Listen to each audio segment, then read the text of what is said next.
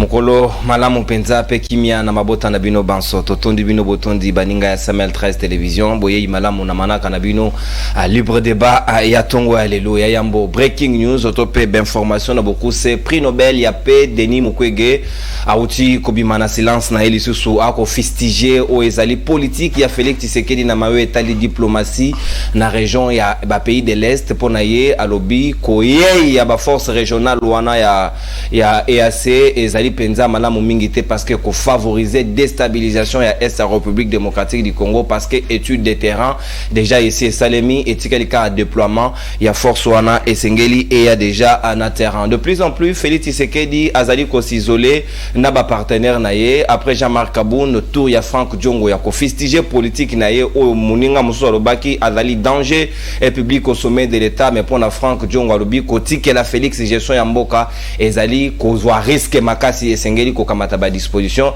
parce que programme phare ya ki nango ya gratuité de l'enseignement ezali échec total mais na compte ya Kaboun azaya ki pris de contre-pied na côté ya IDPS secrétaire général Augustin Kabou ya passé qui point de presse na mokolo alobi ndé a recadrer alobi les véritables jouisseurs ezali ndé Kabou ndé attitude na ye ezaki sous de nature ya ko plaire IDPS ndé yango ba bengana ki libanda monsika ya parti na bango parce que azalaki caractérisé na jouissance ye moko botala ba villa na ye botala bozu na ye botala ba carré minier o ya komi nango nyonso yena esengeli pe justice faciliter biso travail toye balolenge nini na moto sengeli à répondre si réellement enrichissement illicite ezali maman les kamoto ko beta di solo lelo na libre débat ezali 10 mois d'arriéré de prime ya prestation de services ya bato ba lita qui contre Covid-19 biso nyoto zaki na banda kuna confinement mais bango bazaki pona ko sécuriser biso même lo meya na bango 10 mois mobimba baboyi ko pesa bango ba ko kende na ministère ya finance ba binisi bango ba kei na ministère ya budget ba binisi bango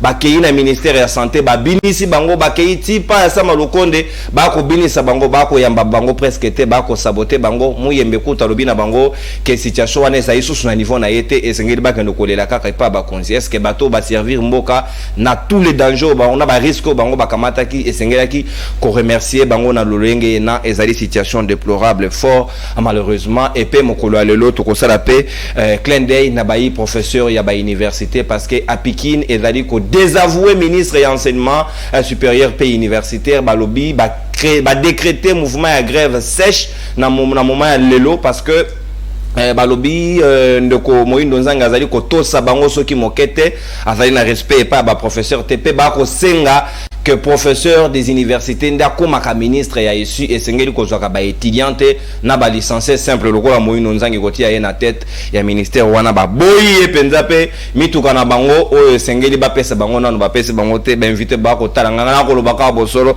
e ali mabete na yambi bino pe na tondi bino botondi na mongonga ya lelo na zali ne sengo mingi ko yamba isusu o mwana mboka Owen Bosenge o manke biso mikolo ebele président pe mokambi ya rasop de l'opposition na tondi botondi mwana mboka pe bozongi mana na libre débat. Merci beaucoup, merci Nonon, quel honneur que vous avez sous awa et namana koloba que 2013 suffisait. Batwa mona qui on est tout par sentiment. On a été touché, j'ai perdu ma femme, mais j'ai vu soutien pour l'équipe de 2013 principalement libre débat et accorda qui est pas là. Alors on sait et le on a opé ça bien néné on a comment que opé ça té ça merci.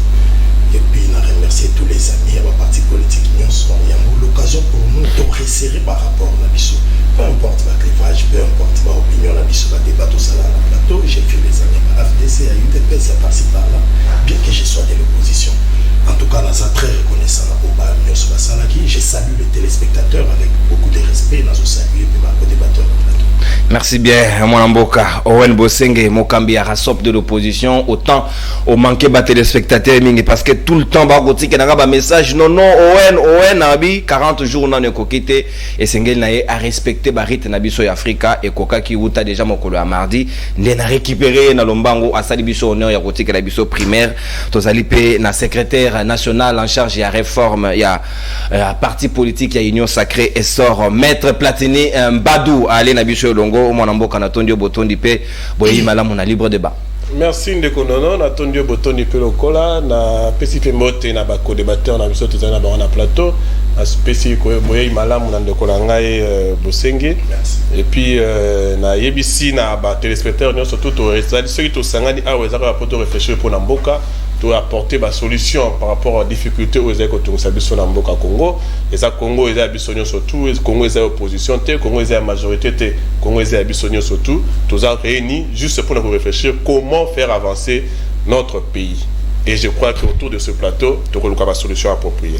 Merci bien. Et c'est de trouver la solution à tout prix. Surtout, bateau bana gestion. Enrichissement illicite était au moment de décalage. Il y a bateau bago kambabiso na population bago kabola lipa na pokwa mama na bana mais kabunda na mbonge belé bateau mususa union sacrée bana mbonge belé bateau ba nouveau riche et vous ça la passe ipe mawa moninga ya IDPS ali na biso longo homo na mboka a Junior Mutombo na tondi obotondi pe boyi malamu na libre débat mbote ndoko nono mbote na bandiko tozana bango na plateau plus particulièrement je m'adresse au président d'IRESOP. Mes très sincères condoléances. Être jeune, perdre son épouse, c'est pas facile. En tout cas, j'ai compati avec toi. J'avais pas l'information, j'étais pas à Kinshasa. En tout cas, je suis de cœur avec toi. Et de l'entrée du jeu, Ndeko, l'air tolikaka na ba plateau, ezali pepoto mema, ba plaidoyerie, il y a population.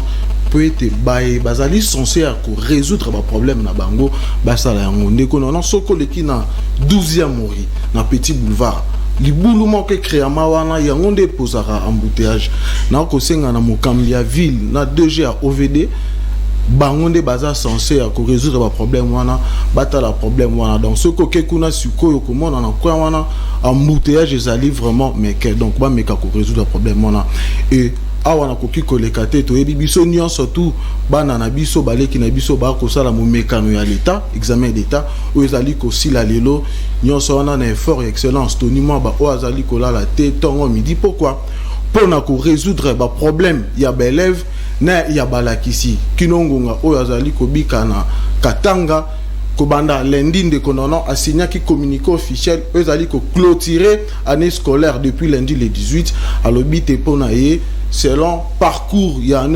Salemi va clôturer année samedi il y a le 23 au azali na message Yemoko à s'adresser naba enseignant na élève lolenge kani année eleki na tondi obotondi. Merci bien mon mboka Junior Mutombo tozali pe na moko ya bayi diaspora mokambi ya KFF structuré na pichungwene ali na biso longo mon mboka na tondi obotondi pe boyi malamu na libre débat. Matondo mingi messieurs les journalistes na pesi pe mbote na ba co-débatteur nangai particulièrement Ndeko Owen que je rencontre sur le plateau pour la première fois. Mais dans l'entrée des jets, ça prouve que quelqu'un qui aime son pays et dans le souci en tout cas de vivre les années qui viennent avec beaucoup plus de responsabilités. Je suis rassuré que c'est sur le plateau de l'eau, on aura un débat républicain et sans pour autant on a un point. On a pour caractère, on a droit de réponse et ambassadeur d'Afrique du Sud, d'Atindagi Moutalobi.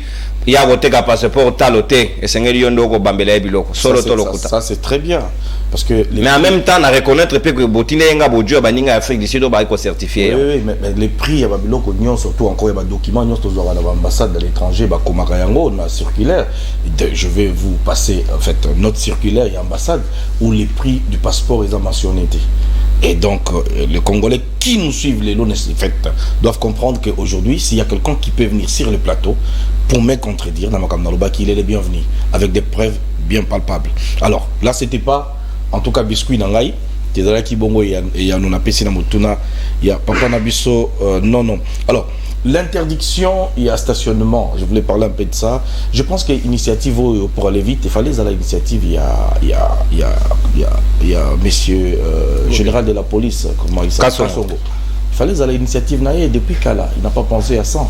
Tant dans l'obaka incompétence naïe, ça prouve à bloc à boy. Parce que comment est-ce que vice-gouverneur Moutofo a initié l'Okoana et Yole qui n'a plus l'application? C'est honteux et malheureux. Et comme l'a dit mon frère, c'est vrai, c'est pas seulement les routes. Allez-y voir place, nous sommes à Pont Isali. Là où il y a des ponts, des petits ponts et tout, ou bien des rivières, ou bien des petits ruisseaux, vous verrez que les oiseaux boivent comme salité dans la mesure nini en fait le gouverneur de la ville Azozwa pour nakomeka ko assainir même na Sebapo. On ne va pas parler aujourd'hui des routes. Voilà ce que j'avais à dire pour ne pas gagner beaucoup de temps sur le plateau. Merci beaucoup mwana mboka Pichungwene sika to kofungola manaka na biso ya libre débat hostilité esengeli moto soka sali mosala na e bo pesi lo mea na e moto akolia monga moto ana droit kolia moto kya moninga alite moto asali asungi biso na COVID-19 to batami na bandaku mais ba kamati 10 mois d'arriéré ya ba prime na bango banguma ba meli ba misusu ba boyi ko bimisala ezali kitoko te et maître Platini Mbadou ozali na 3 minutes na tina na yango est-ce que ezali correct batu ba sauver biso na pandémie o beti mokili mobimba metikino lelo ba koma kolela bazo bima susu na nzela mokolo lelo pour na ko revendiquer 10 mois d'arriéré ya ba prime na bango et ce n'est pas quand même correct. Ndekonono umoni naza juriste naza avocat de profession moka o eza kotambo na mibeko zota mibeko et lobi ke non motuno so asali afutama na ndenga asali mosala na ye. Je n'ai pas les dossiers en main parce qu'il faut avoir tous les éléments en main pour essayer de réfléchir sur le droit de chaque partie. Mais moi je crois que ce qui effectivement basa ki musana bon qui ba futamité et sengeli ba futama parce que na union sacrée c'est vrai toza ba partie belé to sangani place mort to ça to construire union sacrée mais il ko lobate que non union c'est ko le kana union sacrée zeka ka pembe zeka ka sika wana ezali ndenga mabe ya ko sala politique parce que biso na sort lobby diriger autrement c'est mutazali na parce que lobby état de droit lobby ni lobby que non moto azali na droit na ye bo pe ça ye droit na ye c'est ça aussi état de droit le respect de texte ce qui que batouana bazali vraiment après analyse ba dossier na bango bazali na droit ya ko réclamer salaire na bango ba pesa bango wana ezali ezakutu débat ya moulayi te to ko sala na plateau o poto lukato ba parce que COVID-19 eza maladie bobi ba te belé y compris ba médecin y compris ba infirmier et belé ba ko ina na nzela wana mais ce qui que ba msusu batikali na bomoyi o ba sunga biso na période wana pasi ce que ezali bongo ce que ezali réellement bongo ba pesa bango et le ko wana ce que ngo senga ngai na zongela na question o ya ba détournement. Parce que moni ndekonono ce qui tozo mona o tozo mona lelo batu bafutamite batu boye ezakebe du ya ba détournement mususu obiso totala ki passivement o elekani boye na nzela ya mulili et que to landelité détournement fo mo ke bandi lelo te détournement banda kana na kasa mboka oyo mais na droiture ya chef de l'état o atie IGF en place to sungaye to tia maboko na IGF parce que ba détournement ne ko empêcher to ko tsa banyunga ba salaire détournement donc lutte contre le détournement ne quoi empêcher biso to ko tsa banyunga ba salaire. Donc il est grand temps que dans notre pays to tia IGF maboko pour que a dénoncer ba détourner ba mbonga l'état parce que lobi a ba futi bango te est-ce que gouvernement futa ki te solo est-ce que mbongo zaki de kesete eza ba question au IGF fois landela aye ba ceux qui ba détourner ki toté yangwana na kopesa ngona na Jules Alingeti o azali bongo gendarme ya finance o azolandela fama détournement d'engel sengeli et je crois qu'au moment opportun ce qui est avéré qui bafuta marité bafuta mabongo inegeza malam. Merci bien maître Platini Mbadou sengeli penza kota la dossier on a de très près ndeko Owen Bosenge ce n'est quand même pas correct ba congolais ba dali étranger te bandimi ko kamata risque ya lolengi wana ba épargner biso contre COVID-19 mais nangonga lelo 10 mois mobimba ezali 1 mois te 2 mois te 3 mois te mais 10 mois bo kamati yango bo meli yango pe bo futi bango lo meyate ce n'est pas correct. Na ebisi yo batu bazokosa trop batu bazokosa depuis régime les en place lukuta misine na ebisi yo sans blague et comme ça la biso passe il y avait une commission ba créer un comité moko boye pour na collecter ma fonds il y a soutien na mamba Covid jusqu'à présent tu y ba même pas écotaka combien régime qu'a présent en place. Etienne Tshisekedi, moi étant Tshisekediste, il nous a légué les combats pour les changements. C'est pas ce qui fut finalement à notre Bobo.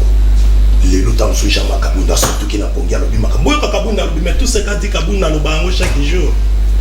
Franck Diongo a écoloba, ah, nyon so Franck Diongo a lobby, na loba bango chaque jour, banda tongo. La question c'est que Franck Diongo, Azalaki reconnaissant, Bakanaki à l'époque à Joseph Kabila, accusé en incarcération à Kabila et il y a attaque physique sur des GR. Garde républicaine. Voilà. Alors, c'est là que Kabila, Félix Tshisekedi à côté du pouvoir, n'importe où, on a dit qu'il y a grâce, c'est des validés. Alors, par contre, conscience à Milobaki, il faut soutenir Félix Tshisekedi. Mais pensant qu'il attendait quelque chose de retour, Félix a voir quelque part à se retrouver. Et Razui le étant frustré, non, Franck Diongo frustré. C'est un frustré. Toye na Jean-Marc Kabundi. Tozolo baki régime na bino façon bozo ki na makambo. Ezandenge Tshisekedi a écolisa ki bisoté. Bozo ki na makambo malamu mingi te. Et tous ces osala soni bazo finga ki bitumba 37 à 100 été, ta le logo to pesi.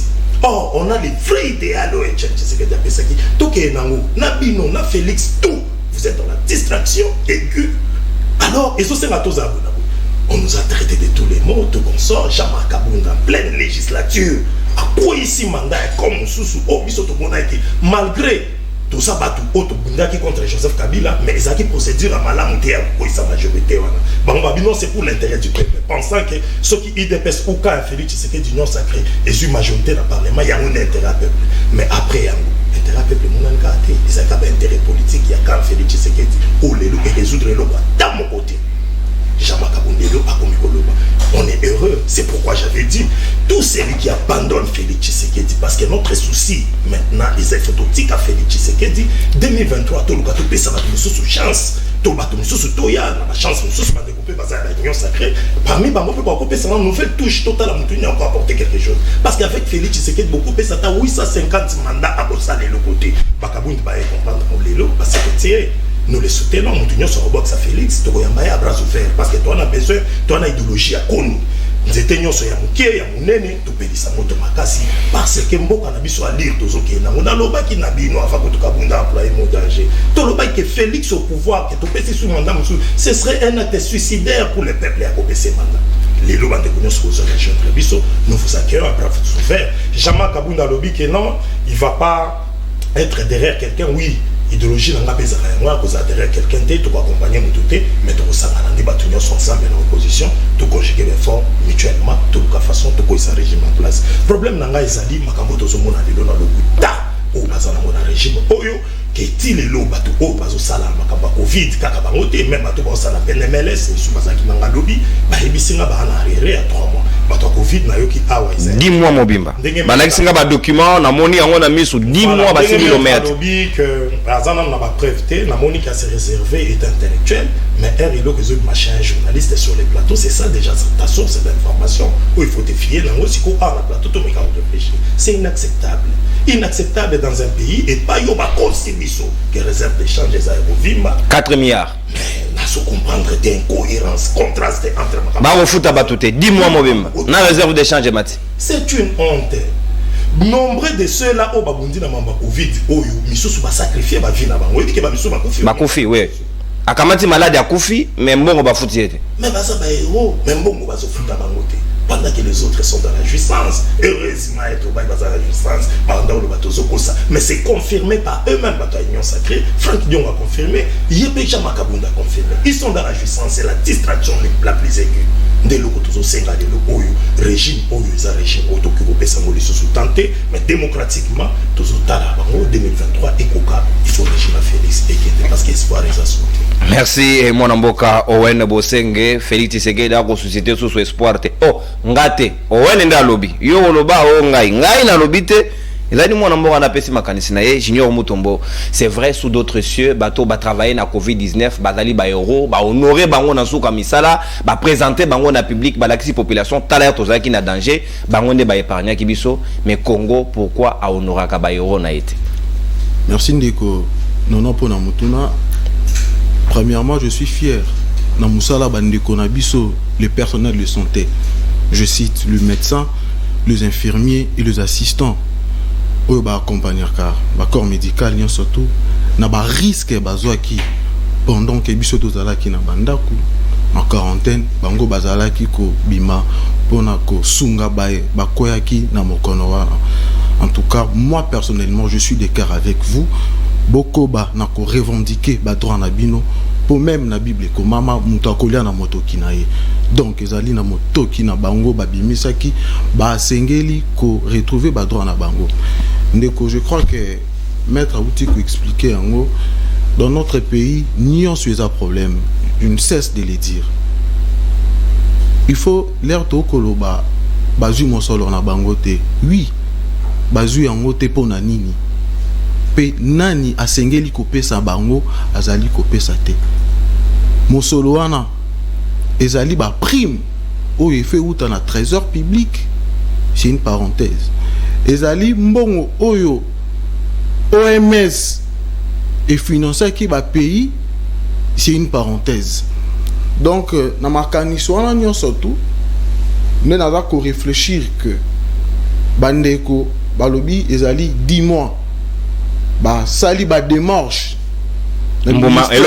voilà le ministère de la santé muyembeku talobi makambo en Italie était ngelo kona koki ko senga bango eza droit na bango ba manifester pacifiquement peut-être ba retrouver ba droit na bango toza na lo mususu to koki ko lo ba raté mais makambo abolere ko koma biso ba jeune politique il faut tozo kaka leçon pona nini bazui monsoloté ezali na groupe ya batu o tisiko ba ko combattre vision chef de l'état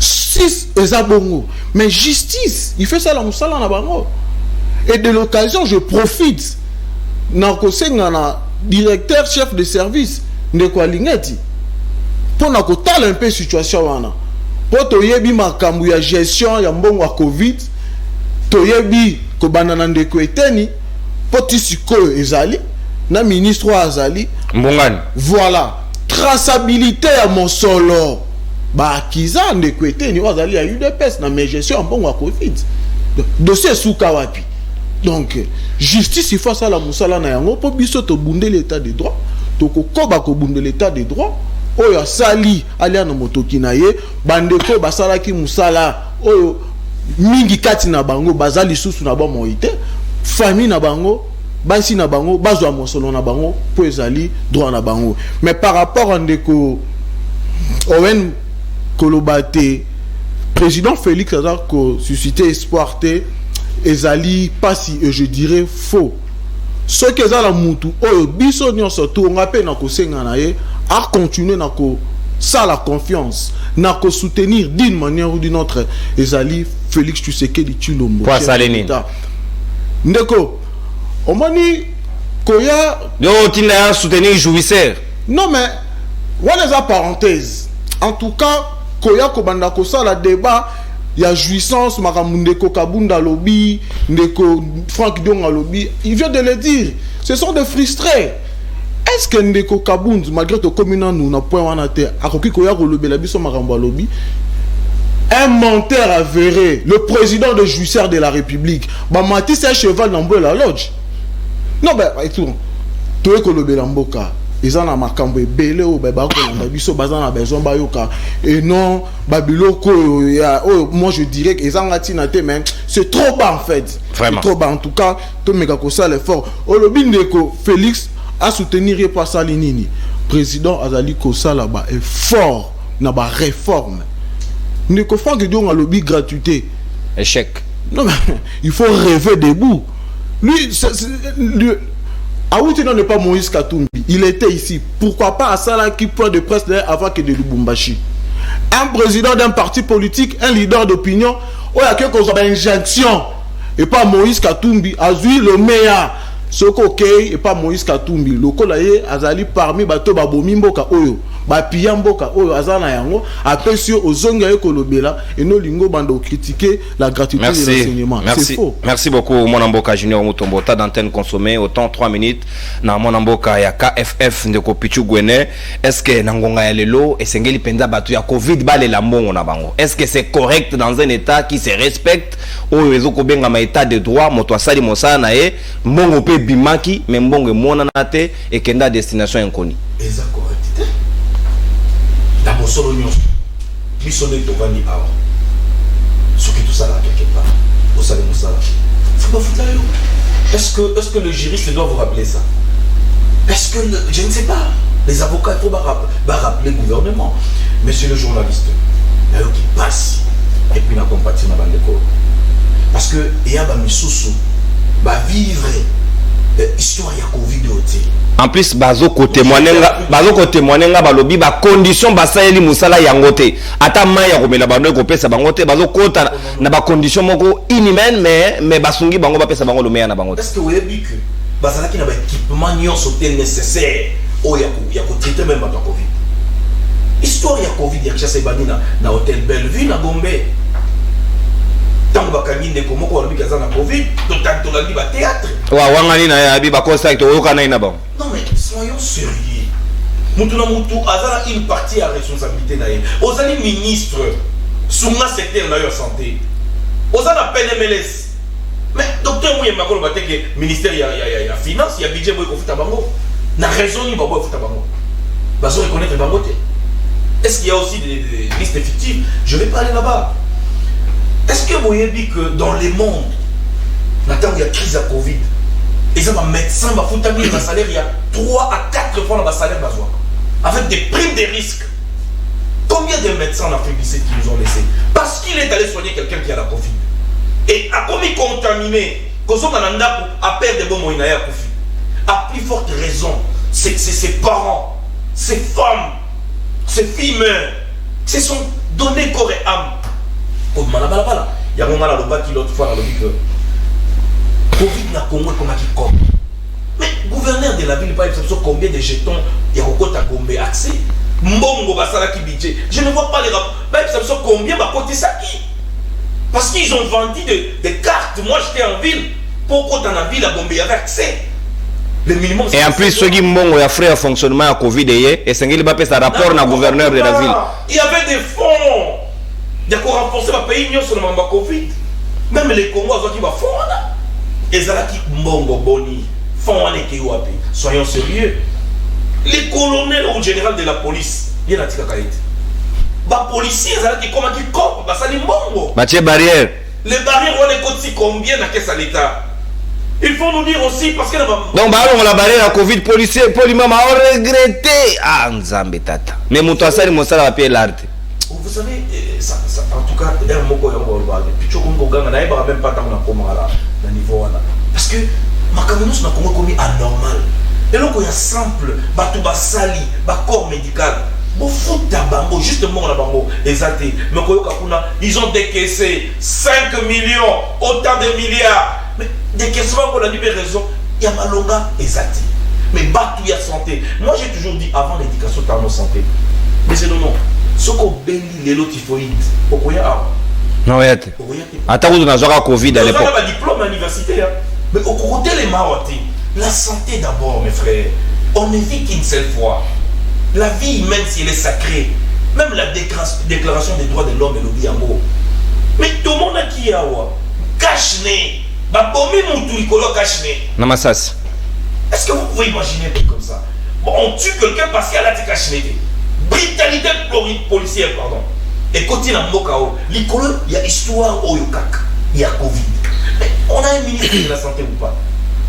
Comme l'a dit mes compatriotes. Bah, vous te dire câble na ya retourna bango bo exista kaka. Ba ko kuta po ba réclamer ba dona bango ba retourna bango so ba exista kaka. Na ebité po na ba esenga ba kufa to basani ba limo. Bon, je pense qu'il faut to sunga ba meko wana. Il faut te prendre le temps, un mois pour le médicament. Tu vas foutre. Merci, mon amour. Ça nous concerne tous. Le médecin, comme l'a dit, ce sont quand même bateaux, faut tout ça. Moutouyo, à ta profession de l'université, qu'on s'est déshabillé, à ta continue d'interrogation. Mais devant un médecin, ils ont la présidente de la République, ils ont la première ministre, ils se déshabillent. C'est-à-dire que les corps médicaux, ils arrivent à corps oyo, biso et sengeli, tout protégé. Avec la deuxième thématique. Merci beaucoup. En tout cas, dans ces pays, il y a un thème oyo. Et puis, nous avons particulièrement, nous avons un loco pour défendre. Je soutiens ce mouvement. Bokita, nous appelons Rosaïlo. Kitoko, mon amboka pitungwene, on a libre débat, nazali pona ba Congomani. Si j'ai nyonso ko déranger Congolais dans tous les coins du monde et sengeli to lobele yango parce que ceux qui biso to lobeli binote, moto monzo za lobele bino azalité. To ko telemena bango tikino ba ko pesa bino lo meya na bino. Ou soit na banda ko tie yango à chaque fois na breaking news ministre na responsabilité na et sengeli moto na moto a sala o ezali par na pour que situation ezala décanter moto asali mosa na sengeli ko futa lo meya na avant to kipe moyindo nzange na ndenge ba désavouer na niveau d'études na yo ba ko discuter moi moke pas ba professeur des universités couche wana ezali très sensible, mais gratuité de l'enseignement esengeli ko soutenir programme ena parce que moko ya bayi député national na brigade orange ndeko Ados Ndombasi akendaki na côté ya Ngiringiri ko apporter na opération na ye sombela mwana kelasi ba apesi baban ya sika na bano bando ko fanda na C ezali quand même initiative encouragée to kamati comment apposer action en appui tozongi tout juste après pendant kolobela o etali balakisi ya etando likolo. Après Makala, Kalamou, c'est le tour d'Ngiringiri avec l'Institut scientifique et technique d'Ngiringiri d'être sur la liste de bénéficiaires de la campagne Sombela Mwanakela Siban, initiée par la Brigade Orange qui dirige le lit de la Funa à Ados Ndombasi, qui après avoir constaté les conditions déplorables qui secouent cet établissement public, il y a peu a décidé de passer en action pour donner un lot important de bancs, de cahiers et stylos ainsi que de matériel didactique afin de soulager tant soit peu le problème qui ronge cette école afin de permettre aux élèves d'étudier dans de bonnes conditions. À cet effet, quelques enseignants et les préfets de cette école n'ont pas manqué de saluer ces gestes. Nous lui réitérons notre grand merci pour cet acte louable devant le public. Même chose aussi pour certains élèves qui appellent leurs condisciples d'en faire bon usage. Ces gestes très touchants de notre part, nous sommes tellement flattés et on ne s'entendait pas à ça. Il y a plusieurs honorables, il y a des noms qui se citent, mais lui, il a pris compte de notre état. Nous leur demandons seulement de protéger les biens qui nous ont été offerts, de ne pas gaspiller. Et on te remercie, honorable. Pour le numéro 1 de la Brigade Orange, le député national Ados Ndombasi, il est inacceptable de voir les enfants étudier à même les sols en RDC, pays contenant la deuxième grande forêt au monde, et précise que cette structure est apolitique. Vous savez, il est inacceptable qu'en République démocratique du Congo, pays qui a la deuxième forêt la plus grande au monde, avoir des enfants qui étudient à même le sol. Nous continuons nos bonhommes de chemin. La Brigade Orange continuera dans toutes les 24 communes et si possible, si Dieu le veut, bien sûr, nous allons aller dans toutes les 26 provinces apporter notre soutien avec cette campagne Sombela Mwanakela Siban. Non, la Brigade Orange est une asbelle. Elle est apolitique, comme on le dit très bien, nous sommes sans but lucratif. Par ailleurs, l'honorable député national Ados Ndombasi lance un appel à toute personne de bonne volonté de se joindre à lui pour étendre cette opération sur toute l'étendue de la République. C'est bon. Merci, réalisation merveille Vangusika Tozongi poto beta tigo ezali ba boulet politique pour nous recadrer moto na moto n'est pas inae parce que éducation ya bana to ko sacrifier soki mokete na ngonga lelo bana bazali na mi session alors pour na individu moko ministre de l'Essu soit-il et sengeli ba sacrifier éducation te maître Platini Mbadu comment ministre balobi azali na respecte yo mo repose ali mo la question ko tangisa na IPCP na ba université mosusu balobi ako respecter ba professeur te ba ko sola na ye sengeli ba ko réclamer o ezali ba droit na bango mais ako traiter bango loko la bana mike ba désavouer ba bi même azali na niveau ya professeur te c'est un simple licencié et sengeli ba longola ye dans les cas contraires ba kozongela kela cité. Merci Ndeko Nono. Avant comme la question ya ministre Moindo Nzangi, n'ingaki na répondre un peu na plateau. Premièrement, nous sommes tous d'accord par rapport à. Voyez, na 5 minutes. Par rapport à la question il y a Covid, il y a bateau bafoti bangote, qui faut bafuta bango. Na s'allier na argument ya Ndeko Nangai pour le roloba que il faut qu'il y ait traçabilité entraîner surtout côté la période de Covid-19 parce que aujourd'hui na niveau ya Union européenne batinda kimbongo ministère organisation mondiale de la santé batinda kimbongo à l'interne aussi il y a eu des participations donc il faut que na ba test Covid $40-30 nous surtout il faut que IGF a mekampe ko tsamutu na makambo wana pour que ala la makambo comment est-ce que tu vas travailler pendant tout ce temps pendant 10 mois mais ils sont pas payés donc il y a to senga vraiment na Gilles Alingeti a boire kama kuda ikote wana parce que eza demande ya population. Deuxièmement et donc on a d'accord te na oyo ndeko Owen Bosenga alobi que non Félix Tshisekedi ko pesa ngonga ezali ko tchap pays na danger parce que alandi ba argument ya Kaboun ya Jean-Marc Kaboun azalaki na Félix amoni gaza danger nda lobi na population ndeko eza ba sujet moko nangaki même pas na bondir sur yango donc mon na ministre nyo so pesinga maloba na lobeli yango te pour na pesa bango tana nga inutilement te mais ndeko Jean-Marc Kaboun a longwete parce qu'il a constaté qu'il biloko wana Jean-Marc Kaboun a longwe parce que aban comme ko troubler ordre public c'est différent nayebi biso nyonso tuti olandaki yango awa atrouble ordre public na nzela kotobola bapune kosala boye alongwaki nde mpo na yango idps azogere lisusu te amoniki yango na moto azotrouble ordre public moye kogarde eza te nde babengani ye tozalaka juste c'est entre guillemets bajuisseur mais ye mpe azalaki wana comme jouisseur soki akonstataki ke non tobanaki tozalaki bajuisseur bato ya union tozalaki baza bajuisseur gouvernement ya bajuisseur il falaki alongwa aleki na etandoke alobi ke non ngai lokola alingaka kongo mingi na longwe na ngai na groupe bajuisseur mais ye azalaki na kati lorsque babengani ye nde abimi libanda komolobaki non d'ailleurs ezalaki groupe ya bajuisseur ndeko nono tozala juste na baargument na biso wana eza sur c'est la haine et c'est la jalousie. C'est un monsieur qui est ingérable, même ceux qui a accueilli les lots na opposition. Na opposition peut beaucoup ko gérer, na ebike ndeko nga owe na ko gérer te kuna. Même kuna ko sous des ordres kuna. Et aussi maintenant bilan côté opposition. Donc muta ba argument de moi trop en considération te. Argument Franck Diong. Ndeko aza leader d'opinion to boité. Félix Tshisekedi a PC aspect grâce présidentielle admissible. Mais azaki na agenda caché na ye. Bango balingaka bazala porte-parole à l'opposition. Parce que porte-parole de l'opposition, on a la rémunération, les politiciens congolais basent à la carte déjà dès le départ. Nous avons pour la population. Nous avons maintenant c'est pas l'agenda caché. Le agenda n'a pas comité. C'est à Milongoli. Et puis il ne faut pas oublier que nous avons la période pré-campagne. Nous avons préparé campagne future. Glissement na yeto campagne na pour Kabunda lobby glissement à 2 ans Félix a na poche Kabunda ndem talobi mais Kabunda a lobby est-ce que Kabunda zanzambe c'est quoi lobby faut on dire mais si tu crois rien sur parole tu es comme une parole évangile non il y a ça un si tu comprends déjà à to bengana qui est parce que tout le monde a ingérable incontrôlable et na ko baksa sous il suit pas la discipline du parti mais du moins le Cambodgien Franck Diongo et ça agenda caché na ye.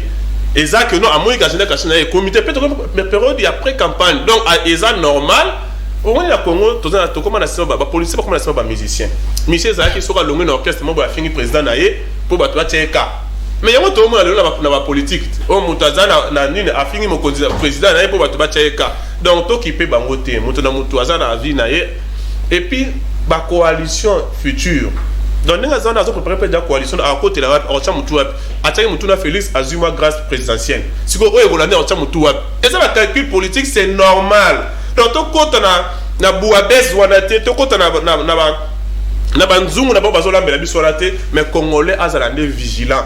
Atala, Moutouni n'a pas sa maponami, Moutouni n'a pas sa pouvoir en 2023. Mais d'un côté, au temps de la présidence, et ça y est déjà, Félix Antoine Tshisekedi de Chilombo, à cause de la présidente, en 2023, tu continues à y être. 30 secondes, Moïno Zangi a dit qu'à la toi qui est un professeur Basengi. Moïno Zangi, la réclamation à professeur, et ça réclamation juste, parce que tout le monde a Covid, c'est il faut qu'on foute. Professeur, pas tant ici, il faut qu'on foute. Au moins, la Corée du Nord, ce Corée du Nord, ils ont développé, c'est parce que les professeurs ont le même rang que les ministres. Les professeurs sont plus considérés. Et dans le Congo, on a vu surtout ça la difficulté, et ça parce que les professeurs ne sont pas considérés, ne sont pas rémunérés à sa juste valeur. Alors que le professeur a un créateur des élites, a créé classe sociale, il y avait intellectuel. Investir dans l'homme, c'est le meilleur investissement qui soit. Mais ce qui est à niveau, il y a Moussala Naye, Bazo Foutaïte, il ne va pas donner le meilleur de lui-même. C'est une réclamation juste que j'appuie, que je continue à soutenir jusqu'à aujourd'hui. Mais, quand que le ministre Alongwa, Babi pas à niveau T. Parmi les éléments, on va commis dans le cas de non, l'opinion on est autant la constitution. La constitution, pour être député, à niveau d'études, pour être chef de l'État, à niveau d'études. Donc, on a pas un certificat dans l'étude primaire. La constitution, pour être député, il y a un niveau d'études. Pour être chef de l'État, il y a un niveau d'études. Pour être sénateur, il y a un niveau d'études. Donc je crois que niveau intellectuel, il y a Moutou importe peu par rapport il y a Libé Komokonzi. Je dis par rapport à la constitution. Sous d'autres cieux, avant de briguer un poste, c'est à niveau d'études. Mais chez nous, on n'a pas tenu compte de ça. Bateau va légiférer parce que je suis en train de réfléchir comme un scientifique. Bateau va légiférer, ça la constitution, classer au niveau d'études. Pour un député, un sénateur ou un chef de l'État, bâtiment à niveau d'études. Aujourd'hui, venir dire à Moïno Zangi que non, à un niveau d'études approprié. Moi, je ne suis pas d'accord avec ça. Là, sur cette question, je me désolidarise avec eux. Par rapport à la réclamation, Naza d'accord. Mais sur la question de l'intellectualisme, je me désolidarise. Merci. Réclamer, c'est bien, mais ne soulevez pas la question du niveau d'études. N'a pas appelé à Moïse Dozangi que ce sont des professeurs d'université. Un peu de respect. Un peu de respect. Merci, mon amboka, maître Platini Mbadou. Tas d'antenne consommée. Yo, retour, ça va, professeur. Nzambe tata. Owen Bosenge, Maloba Wangambo Wayo, c'est vrai, professeur Basiliki, parce que bah, mérité considération, paix, respect, mais c'est un peu de comme nous avons bah, chaud, bah, ensemble. Mais il n'est pas créé parti politique, il est plus préoccupé dans parti politique que dans l'état situation, bah, professeur, ou bah, qu'on revendique, bah, kenda qui n'a bibo bah, sololi, tisika, maramami, tout kana bango, nanu bayo kanité, n'a commis qu'on répondre bango de manière irrespectueuse, et ça y est quand même correct. Moïse Donzagi a couvrir Félix Tshisekedi. Il le couvre parce que Yoganti Mbongo et sa professeur on est eu dans la poche Moïse Donzagi. Toi bah au solo ma solo toi sur ma politique. Ma question on a ma préoccupation ma professeur ils ont qui longtemps discuté dans le conseil des ministres ou que chef de l'État jusqu'à présent on a passé à valter. Alors Moïse Donzagi on a poche na été. C'est qu'il essaie de faire raison mais comment ba défense moko ya Mike et puis ma professeur avec beaucoup de respect au Tozakanango to akordaka na bango ils ont raison et que ça la réclamation na bango mais ba ebake et so souka ben Moïse nani comment est ce nani au le ministre Moïse Donzagi vous comprenez il faut décision ça la gouvernement ils ont qui longtemps discuté dans le conseil des ministres ils ont la Moïse Donzagi si bah qu'on soit aval ou on a monté président du conseil des ministres qui est Félix Tshisekedi en vacances il y a qui na vacances na moment où que ça na makambo belé on se comprend tala déjà mboka o ça na makambo belé le président qui vacances bunaga na maboka ba rebelle problème na biso ça lobi mo nzambo avec na photo na Chavi voilà problème na biso ezali et to réfléchir à on a bande konangai par exemple question ya koloba que makambo ya ba professeur oyo na autre eza bitumba oyo to bandai ko bunda na zo bandela ngo bitumba depuis kala to zo bunda problème eza ya que il faut qu'on trouve solution Zélanon Owen Bosenge limbi sangai ba moni photo mukonza ko sukola na piscine mais bateau pays boni photo ya songi bo yo lobela mboka mwana mboka toke ya ngwana monique oh villa na Espagne ya ngwana lobi na yo à suivre Augustin Kabouya qui a d'ailleurs répondu na Jean-Marc Kaboun par rapport à la sortie médiatique il y a Jean-Marc Kaboun Augustin Kabouya a fait sa réponse à confirmer OK et ça régime à bajusser Yemoko Augustin Kabouya pas lobby Jean-Marc Kaboun dans sa jusser à Liboso donc il y a mis balé na bajusu sous bazali à Jean-Marc Kaboun Augustin Kabouya a confirmé biso que régime oyo il y a Félix Tshisekedi baza c'est un régime de voleurs pour lobby que Augustin nani Jean-Marc Kaboun abanda ko yiba bambongo bakati na ba détournement ba monsieur belé il faut justice là de pas azumi solo mais mutono do senga justice là de pas azumi solo les alliés ko bozu problème il a été président à UDPS pendant 4 ans dans le régime à Félix azaki président un parti au pouvoir pendant 4 ans. Donc nenga balobara dis-moi qui tu fréquentes, je te dirai qui tu es. Donc ngi koloba pe Kabouya ko kipe ko zala pe na ba enrichissement le lengo même comme na longo était qui secrétaire général na Kaboun. Il y a nani, il y a Jean-Marc Kaboun. Et Kaboun a commis président par intérim, il a commis secrétaire général. Basaki ba ami bande qu'on a biso mususo yo o a commis maître avocat o a commis na présidence nani député provincial. Nani Peter Kazadi. Na ba Jekme Chaban hier bazo yo kana tena kan côté wana mais na kan Kaboun. Asaki yena Kabouya. Basaki ensemble. Mais le loi recadrer Kaboun ma autre ne par là et zola qui sabiso tozo réfléchir penza pona mboka. Parler zola qui sabiso tozo tala kaka UDPST mais tozo tala regret à makasi ezaki pays na biso est géré par des gens qui sont moins sérieux. D'abord, réponse à Kabouya. Il faut pas péquer ça. On va calmer. Réponse à Kabouya. Réponse à Manamike. À Ibambon Wakate. À Salabou. À quoi va profiter les Congolais?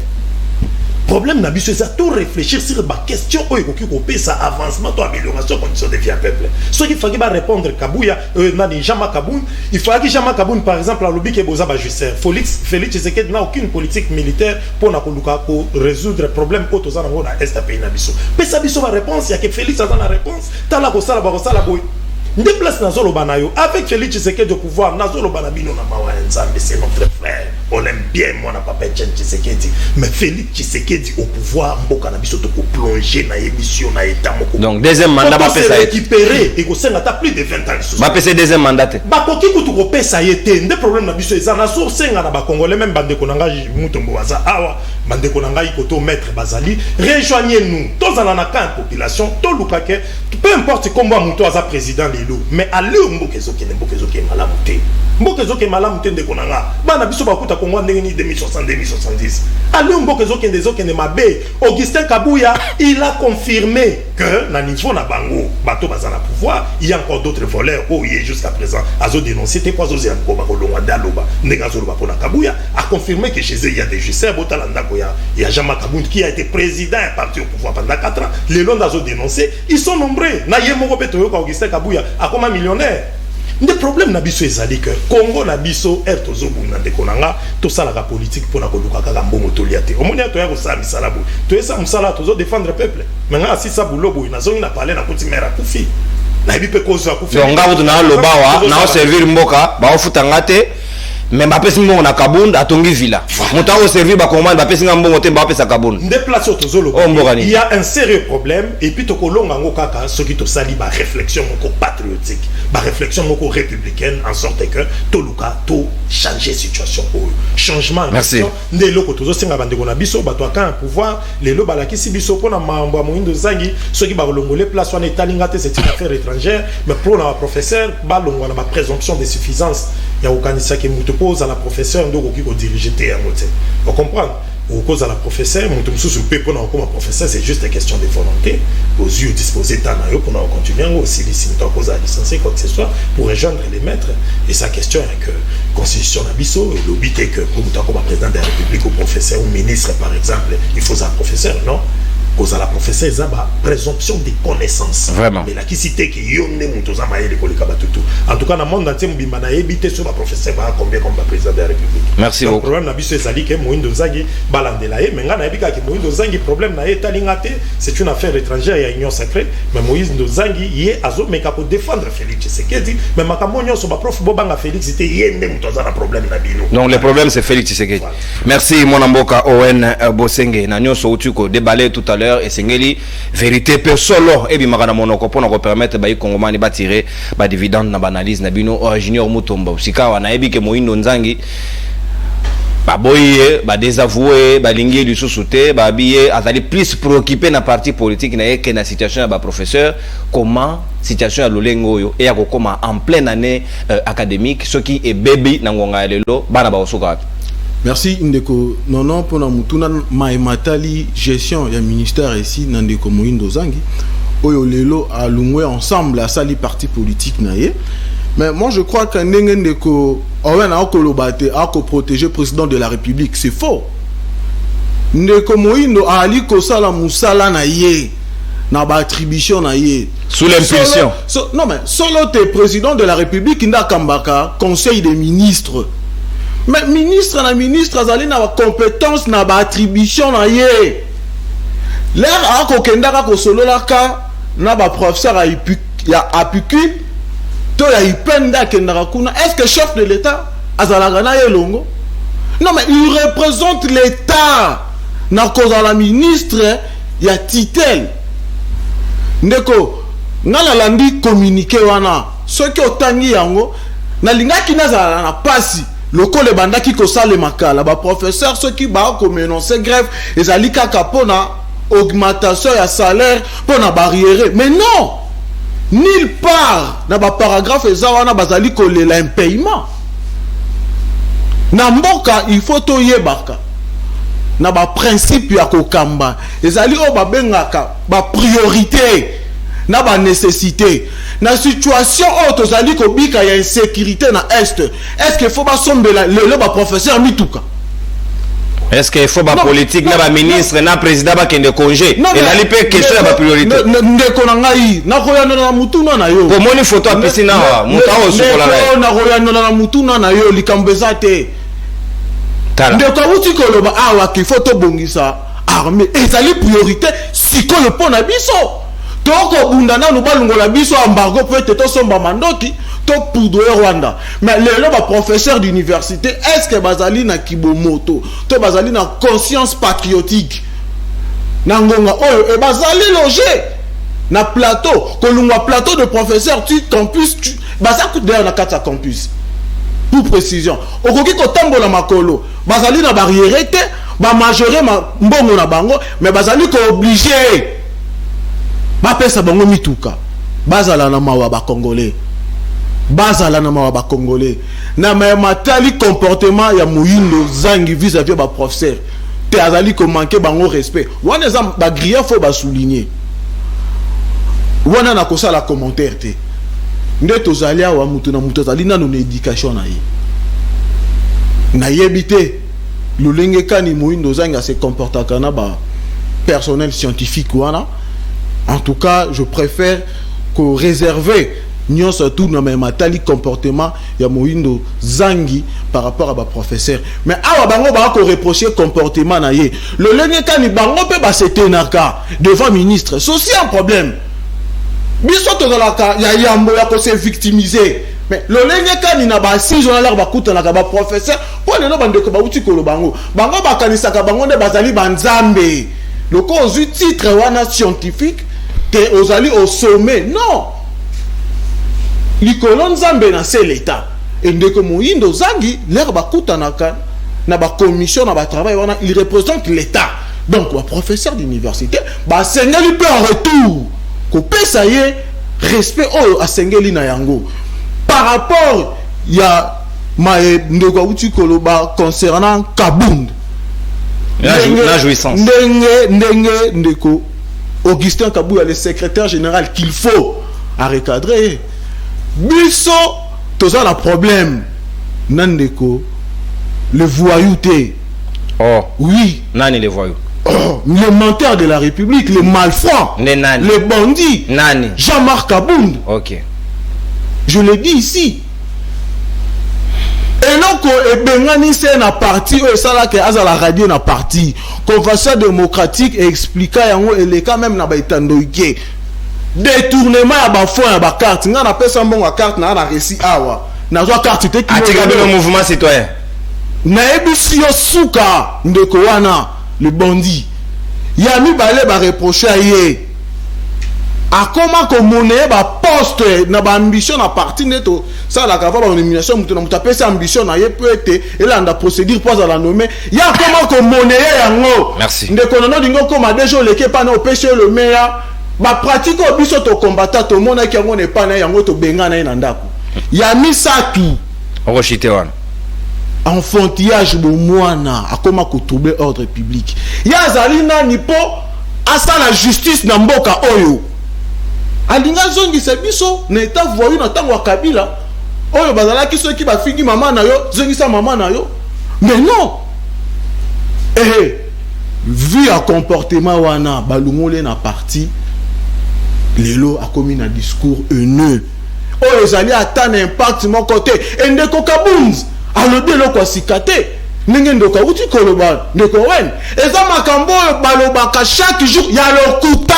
Merci. Oh, bango balobaka na préciser bien qu'il y a le kuta. Et ça discours populiste peut-être qu'il dit que ayebana déjà. Mais pour ayebana lisusu, il faut avoir que kosa makambu na kombo à chef de l'état pour te bande quoi pour te balandaye ba betele mabo. Merci beaucoup mon Amboka Junior. Merci mon Amboka Junior Mutombo. En tout cas, na photo image au leka biso to tangi kombo à Mutote. Je suis d'accord avec toi. Na image on a précisé. Na image ezali na piscine wana. Tolubite ke mutu inga na kosukola. Il faut esengele za la claire. Donc on a besoin de tangi komba mutu. Donc on le mélange, je vais clôturer na même Ndeko Frank Dionga lobby. 10 secondes voilà. Au déborder. Ndeko Frank Dionga eloko ya mutu ya amoni ya koloba sur la gratuité. Mais il faut azala la problème, il y a réflexion. Azala awa bakanga ye. Biso to sungi peut être dans la scène politique. Gratuité za la quitter. Mais Félix Tshisekedi Tshilombo on Ndeko wana koloba salé l'autre côté, aya na gratuité. Moi dans la bande à côté au félé lelo na ben fort ya toni mo ba ministre ba enseignement ba ko zo mosolo na bango ba nouvelle unité ba ko zo mosolo na bango et ndeko ado dombasi alandi na campagne na ye école moko te saba partout azali kotambola na likasi na kolozi na lalo batamboli akopesa baba po bana merci Junior Mutombo débordé de 10 secondes owen koloba te ke ndeko Félix akosala le côté po biloko ebele na kotangela yo oza conscient oyebi merci sinon on peut savoir 30 secondes à conclure ok très bien au consommateur d'antenne pour déborder on il dépasse n'habite que bino no so déborder mais kabuya pe c'est sûr que lobe a déborder ati aloba kisembo ya déborder te na ndenga mabete mwana mboka Pichu c'est vrai moindo nzangi soki balingi était manque à respect peut-être ndenge moninga lobe cause à la réciproque mais licencié a manqué quand même profiter na ndenga hiérarchie scientifique na ndenga mabete bon c'est vrai le respect est réciproque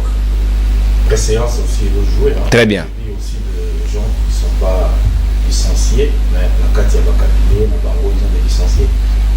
C'est pas autant que le respect cause à la terre. Très bien. La limite d'abord, on a balayé quelques arguments. Il y a Nicolas Junior Mutombo, Deko Junior Mutombo. Donc, à ce moment-là, on attend la santé des adopteurs. Sauf docteur Nayo, vous l'avez une émission, il retraite. Sauf qui professeur Nayo, Azola d'appeler une émission, il y a Pessio Mayele. Parce que la connaissance est un savoir valide et systématique. Obtenu grâce à une méthode scientifique, donc il y a une définition. Vous défendez à ce que Papé ça va députer Palissade. Je n'ai pas dit ça. Tika babi misolo biloko papa. Ata babeti o kadiosha, bino me obeta batu kadiosha. C'est normal que Papé ça bango babi tout kazo réclamer. Non non, excusez-moi. C'est la télé. Aromesa na yo loba. Voilà. Papa. Na moka auto zo vivre. Moi, j'accepterais encore qu'il va payer ça. Docteur, médecin, il y a un établissement public. J'accepterais encore que professeur, on va payer ça. Les études, juristes, avocats, ce sont des professeurs. Mais quel est le salaire à professeur? Quel est le salaire à docteur? Pourquoi pas Palissade? Et si on va défendre, Palissade, ce sont les députés Oyo. Parce qu'il y a une commission soit le gouverneur, soit il y a changer la majorité dans les égalités. Est-ce que ce sont des gens à soutenir? Je pense que mon frère, on doit quand même essayer de comprendre les choses. Ces mêmes députés, ils ont voté les lois pour le suppléant et les membres de la famille Nabango. Ils ont refusé. Parce qu'ils pensent qu'ils ont rêvé dans l'auto qu'en 2023, ils ont sous Bango et ils ont sous membre de la famille Nabango, ils ont place. Ça, en tout cas, il faut tous aller droit devant notre peuple. Comme tous nous avons avec beaucoup de responsabilités. Parce que l'objet est au tant qu'on a plateau à 7 mètres, vous étiez en train de dire des choses. Tous nous avons mon question avant, parce que là c'était le dossier de Moïse et Moïse Nzangi. Là, mon question dans le dossier à Covid. Neko, les lois ont dit que les gouvernements congolais, ils ont le coup là, ils sont pakistanais. Bah ça y est. Mais pas foutu. Fouti bato ba salité na Covid. Mais lobby, l'équipe de l'état qui na plateau ya SML. To lobby la qui ba indo-pakistanais. To lobby la qui makambu ya plein victoire. Si ko boke Sénégal wa. Petit plein victoire en foutate, l'état en foutate. Boke Séni ezali wa. Et peuple congolais a vivre vendredi. Alors, vous allez vous rappeler que ba centre ya Covid ezali na mboko. L'andela yango malam banani ba structure ba centre wa. Donc il Covid va être à $30. C'est que l'État va mentionner la carte. Parce qu'il est certifié par le ministère de la Santé à Yebi. Parce qu'il y a encore pour la santé, c'est ça que l'État a autorisé là. Et je vais vous dire, ce qui est, et ça urgent, vous le faites à $50. Moi, sur la mission Nyoswana et qui wapi. Pas seulement ça. Je vais aller un peu répondre. Maître Mbatou de Junior Mutombo. Oui, non, maître. C'est maître qui a dit que monsieur Kabunda Toula qui est hors de public, qui a Roba Bengana qui est. Mais ce qui te l'a dit, réalité, le Kosalebaki, les alliés congolais. Les alliés étaient, nous avons un sens cynique, c'était une famille présidentielle, et voilà. Bon, il y a une famille présidentielle, elle a autorisé autant de sens cynique. La constitution, mon côté. C'est quoi, on ça la pour l'année. Baron Mayana Kaboun, Baba Foti. Colonel Bajero, Azom Sibamo. Nakaso. Mais en plus forte raison, la famille présidentielle. Bah, tout ça, il y a mais et là, on a mon qui m'a payé. Parce que je ne suis pas de la gauche ni de la droite. Et ça dit qu'au bout de mon doute, ménagère. Ça, c'est quand même million. Koko tapé nanda kwa Kaboun, ezali pe mabe. Non. Par contre, on a kuna eta. Wana yo IDP solobi. Biso do mona bilil musu. Tika biso. Les ali mabe parce qu'il faut pas qu'il y ait nos procédures na niveau. Na mandat de perquisition ya parquet. Si mandat de perquisition, wana ba to ba okiko kokota na kati ya nini wana. Na ningi les sous na lobila. Lelo oyo tozo s'adresser kaka na moindo nzangi. Il y a pas que moindo nzangi. Ce qui doit être lelo makambo bandeko ba fatalité. Ministre budget azana kati.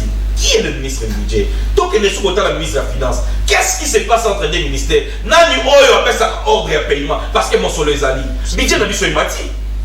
Tout le monde a combien de milliards? Tout le monde a combien de milliards? Mongo Ezako Kende Wapi. Et pourquoi Mongo a dit Makaka Rabiloko Oyo Ezali? Je dirais pas trop urgent. Il faut tout y avoir. N'est-ce pas comme ça? Nanani photo Mongo Zali Oyo et qui a sorti la guerre dans la piscine. Moi, c'est pas ce qui m'intéresse. Ce qui m'intéresse plus que pendant ces moments, le président de la République devait être ici avec nous. À moins qu'ils aient la raison médicale, je dirais que c'est normal. Les pays niveau Ezali Bounagan, Ezali Mbokabanguna, je pense que le président doit compatir avec son peuple. Je pense que le président devait être avec nous. Quand la Rolé Menini, donc on libérait une partie à pays Wana. Non mais est-ce que le président a piscine les athées? Bon, tu le dis que d'ailleurs dans la piscine, mais Moutawa Soukola nae. Je vais commenter kaka. Erokoyo ngai na moni. Na loba ki l'autre fois. Tango musu peza ya kala. Tango musu. Je ne sais pas. Nga na moni wala. Si ça vrai que Ezali Bongo, en tout cas, je demanderai au président de la République à son mbango na mboka. Parce que Ezali Bongo na bosenga na ye. Makambo Ezali ebele. Merci. Ezali koleka na mboka na biso. Na loba ki boye. Une minute, to komina suka. To conclure. Tant que tokoye ba kovandisa armée na biso te. Tokoye ba kovandisa police nationale te. Lelo tozali wapi na dossier ya entreprise publique. Tozo koloba lelo, mais ce sont les mêmes personnes. Et même les missions diplomatiques. Lelo, le représentant du Congo près de l'ONU. Ceux qui tokoye ba kopona bato ya mala monter les acteurs qui peuvent défendre cette nation. Nous aurons les mêmes problèmes, il y a mégestion. Nous aurons les mêmes problèmes, il y a jouissance. Nous aurons les mêmes problèmes, il y a incompétence. Dans différentes entités, na biso na kati na mboka. Et c'est qui na biso ndenge tozali boy. To lingana mboka. Et ces gens-là, oh l'autre fois tola qui bazal nommé, mais ils sont toujours dans le parlement. Ceux qui bazala qui nommé ndenge biso tolobaki. Mais ils sont toujours dans le parlement et ils ont changé juste des camps. Mais ça ne va pas nous servir. Merci beaucoup. Merci. Et pour la ressource qui ça, bandeko yo, naza ko répéter, baza ko kita le mardi. Bao kita lelo déjà, baza nanzela. Merci. Donc, et merci Maître Zali na bango elongo to kamata ba ibilili parce que totini déjà ba reporter na terrain. Maître Platini Mbado to komi pratiquement na suka libre de bana biso ya mokolo alelo 30 secondes pas plus ni moins conclusion na yo na nyonso to tu ko lobela awa. C'est vrai bo ramasser Franck Diongo bo ramasser Kabund na kati mais mingi moindo nzangi na makambo etali ba professeur na grève décrétée. Est-ce que ko salema to pété en même temps au conclut pe na makambo Covid na 30 secondes pas plus ni moins. Merci ndeko non na ko répondre vraiment mingi té na ko signaler kaka ndeko wen que non gouvernement est organisé et structuré. Dans le sens que dans chaque secteur il y a un ministre et il y a un ministre ou un ministère. Et chaque ministre a une responsabilité. Il faut pas tout dire c'est le chef de l'État, c'est le chef de l'État, c'est le chef de l'État. C'est une façon facile de réfléchir. Aujourd'hui, s'il y a un problème dans le secteur enseignement, le responsable du secteur enseignement c'est Moïse Ozani. C'est vrai, le chef de l'État préside le Conseil des ministres, mais celui qui est le patron du gouvernement, c'est le Premier ministre. Donc on ne peut pas dire que non, c'est le chef de l'État. Il faut attendre le chef de l'État. Non, je ne suis pas d'accord avec cette façon de voir les choses. Par rapport aux palissades et par rapport à la loi électorale, j'ai toujours été contre les palissades. J'ai toujours été contre les palissades depuis des années antérieures. Depuis mais aujourd'hui, cette situation a changé. Parce que tous la guerre à l'est du pays. Est-ce que c'est opportun de donner aux professeurs les voitures? Je suis d'accord avec le professeur par rapport à leurs réclamations.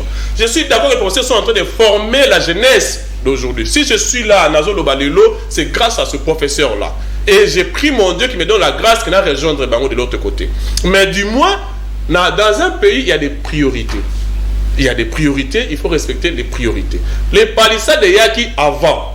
Mais et situation à l'est du pays, il faut privilégier ce qui est d'abord prioritaire. Merci. Mais je suis d'avis avec le professeur. Par rapport aux députés, je n'ai jamais été d'accord avec leur manière de fonctionner. Parce qu'aujourd'hui, la loi électorale est l'équilibre source avec une possibilité qu'un député aura posté un provincial, un national, un sénateur, un président. Merci, Maître Mbad. C'est ce qu'il faut déplorer. Par rapport à Kaboul, ça ne revient pas à lui de mettre de l'ordre sur la route parce que c'était un vice-président et Assemblée nationale. Ce n'était pas à lui. C'est vrai, il y a eu le sens unique, mais ça ne revenait pas à lui. Merci. Donc je vais citer pour dire que je suis d'accord avec le Covid, les gens qui réclament pour le Covid, mais IGF Fatia Moutoune Kuna parce que on suppose qu'il y a eu des détournements. Parce que je ne vois pas comment 10 mois impayés alors que Mbongo cotise suffisamment sur cette question-là. Et deuxièmement, par rapport à Moïse Ozangi, sur le plan hiérarchique, c'est lui qui représente l'État a une supériorité par rapport aux autres. Parce que lorsque vous venez devant lui, c'est lui l'État. Donc, le respect est réciproque, comme mon co-débatteur avait dit, que le respect soit observé dans tous les deux côtés. Merci. Ça sera une bonne Merci chose. bien, Maître Platini. Mbadou, ta d'antenne consommée, de Kowen Bosenge, conclusion na yo, Nangonga Lelo, ni nous ezali priorité. Est-ce que ezali mituka ba professeur? Est-ce que bango pe résilience et pas ba ministre to ko observer en côté, ba renoncer pe na ba avantage mususu et ko ça quand même justice. Bon, moi je pense que ba professeur ce bazo réclamer bango pe ba sombe bango mituka. Ezaka réponse par rapport à ndé ba mon ba sombe là ba député. Moussa ba député ba la kezate ma longa ko tuté ba député liboso bazaki acheté et puis ba député moko bouna loba na bino nous avons un parlement les plus merdiques dans l'histoire à Congo et banda où ils ont la majorité ba to Félix bozo mona ba député ngolo ko tamo ko bazo salizate alors et mais qui ko déranger ba professeur ba mona ki musala ya malongo bango bazo sala ko pesa ba tunayeli bazo nyokoma mais comment bango ba pesi bango ba biloko wana te mais ba député ça a été déploré et même maître Mbadou pe asepela ki nango te wate na bisonyo sur ta sepela nango azate mais na boyebi ça pe ba professeur nga souci na nga majeur beaucoup plus c'est la réclamation pour les fonctionnaires en général vous comprendrez qu'on résoudre le problème à professeur qu'on résoudre parce que ma prof déjà ba dans les 2000 et quelques écoles nango. Or, pendant que mes parents ont 300 000 francs, 230 000 francs, salaire de misère, sous Félix Tshisekedi, ce qui ne fut pas rêvé. Alors, problème na biso ezali de quoi lobi awa, ba décision au ministre Aogi Kozwa, il y a un ministère non par rapport au fonctionnement d'un gouvernement, toutes les décisions par exemple qui va décaisser bon beaucoup dans secteur beaucoup quelqu'un va discuter quand on a conseil des ministres mageza ministère ezayaye va discuter. Et sont ba approuver en pour ça va être approuvé le ministère à budget dimi finance na ni ndeba obimisa moi donc zangi yemo comme to obimisa te et puis na ngana lo bana bande ko belo ba olanda biso na ndaku mon message clair est que nous accueillons Jean-Marc Abounde à bras ouverts dans l'opposition to yambi au penza et puis makamunyo mayepe na bozui belé makamunyo bo bozui na epende talibiso tende to yambi ona mona musane ya kozalate mais trop conjuguer mais fort ensemble et puis Augustin Kabouya nyonso alobaki comme réaction na Makabunda alobaki ils ont mensonge du début jusqu'à la fin. Aussi, et puis, Mounoko Makasi Kakazo Chapwa défendre Kanaï, mais Moutounion, tout scientifique, voilà, Ndaïkabou. Ah, il y a jouissance, ces allées. Bon, non seulement jouissance, mais Monaïka qui a Osaka Mounoko Makasi. Mais Nyoso Kabunda Lobaki, notre frère, il a été sincère, sans tâche. Merci. Lobaki, la vérité, c'est pourquoi Tozoloba, nous l'accueillons à bras ouverts dans le pays. Merci, mon amboka Owen Bosenge, libre de bail, Sili, IDPS. Oh, Lila, est-ce que Naobi n'a pas sa binote? Oh, Bangani. Souka, Tokei, 30 secondes, na yopena na lomba. Tokei. Na uti koloba siko, mais matali seje na koki kotika ya ngote. Oh, bade akose bon ya mabeza. Ndeko Kabuya alobi makambu, oyo.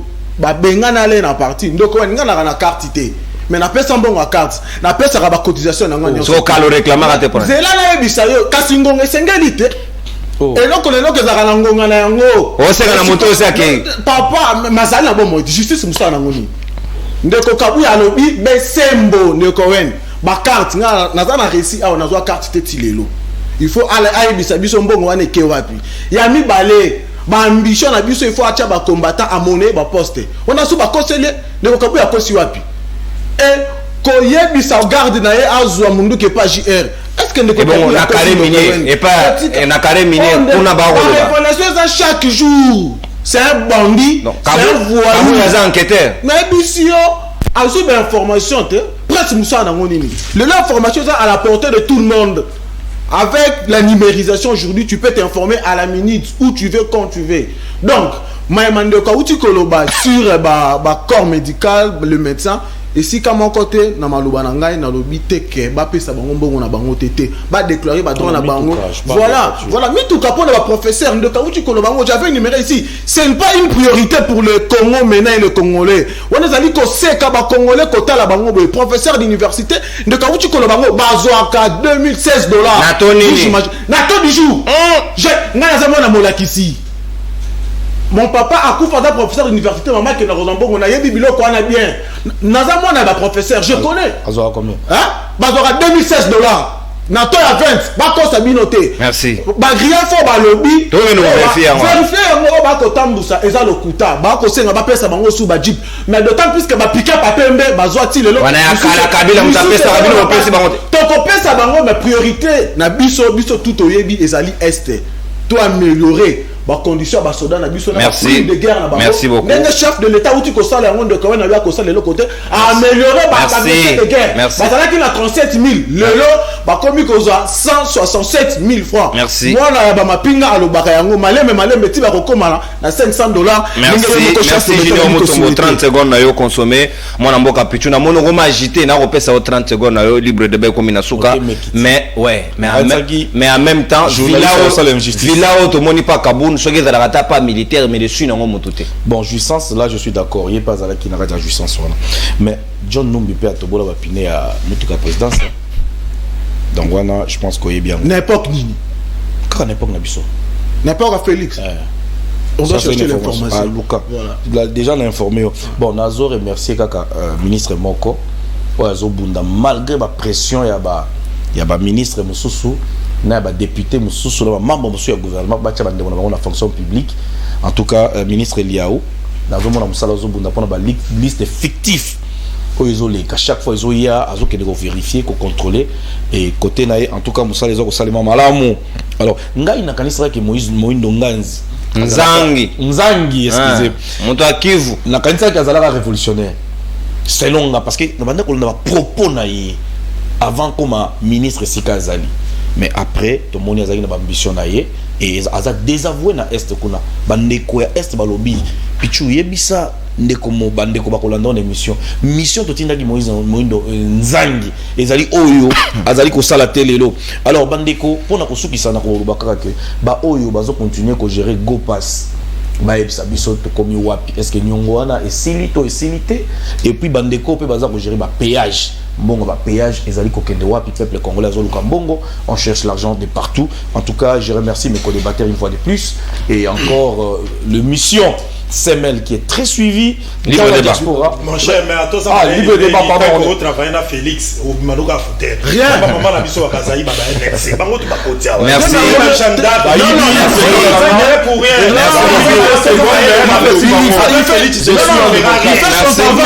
merci beaucoup s'il vous plaît tu as parlé de Moïse Nzangi. Tu as parlé des gens de l'Est. Merci. Bah désavoué. Moïse Nzangi, c'est un révolutionnaire. Mais travailler avec Félix Orosa, les locaux. Non, même pas. S'il vous plaît, Junior. Mais c'est s'il vous plaît, Junior. Owen. Tolérance. Kobang et l'autre. Yo aussi saki. S'il vous plaît. Yenda mbrienga yeso aussi saki. Nanenga bien. Hein? Nanenge yamabete. Ba ministre nyonso bana gouvernement Samalokoni. Nao a big rouge o wen pesa on a big sauf Liao c'est là comment pour yo kasa na ngamu non na côté bino prochainement libre de be comme na suka au revoir to kutani to pesa ni mbote na kimia nkolo to banzi eteke Congo ko zalaka moko ba mi binyo so to kanga bango mbongo leta fo zonga na libenga au revoir.